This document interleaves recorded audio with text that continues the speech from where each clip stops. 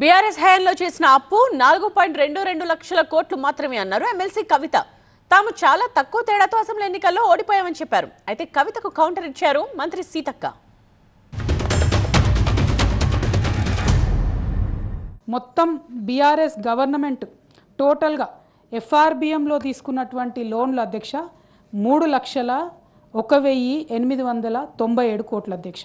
3,01,897. ఇది ఈ ప్రభుత్వం ఇచ్చిన డాక్యుమెంట్లోనే ఉంది అధ్యక్ష. సో ఈ టోటల్ కలిపి ఎంత అవుతుంది? 4,22,000 కోట్లు మాత్రమే అవుతున్నది అధ్యక్ష. సో టోటల్ అప్పు బీఆర్ఎస్ పార్టీ గవర్నమెంట్ చేసినటువంటిది మీరిచ్చినటువంటి పేపర్ ప్రకారమే 4,22,674 కోట్ల అధ్యక్ష.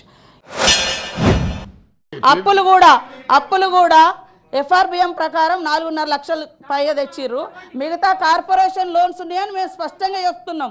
కార్పొరేషన్ లోన్స్ కూడా తెచ్చిర్రు, అవన్నీ కూడా బయట పెడతాం. అప్పుడు మీరు ఒప్పుకోండి. మరి మీ హయాంలో 7 లక్షల కోట్ల అప్పు అయిందా కాలేదో మేము చూపిస్తాం.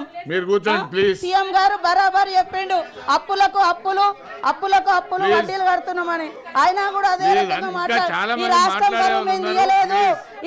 బరువు మేము తీయలేదు, ఆడేళ్ల పరువు అసలే తీయలేదు. మేము ఏదో బీఆర్ఎస్ పార్టీని ప్రజలు రిజెక్ట్ చేసిరని ఏం రిజెక్ట్ చేయలేదు అధ్యక్ష.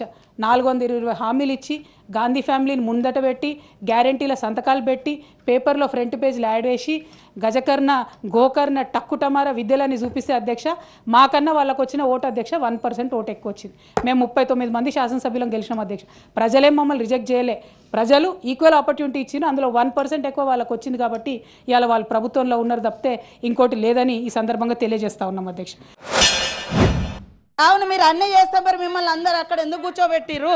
ఇవాళ 1% తోటే అంటున్నారు. మీరు అధికారంలోకి వచ్చినప్పుడు 63 సీట్లు వచ్చినాయి. మీరు అధికారంలోకి వచ్చేటప్పుడు 63 సీట్లతో వచ్చిర్రు. ఇప్పుడు మేము 65 సీట్లతో ఉన్నాం.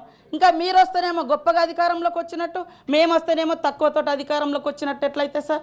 అధికారం అనేది అధికారమే.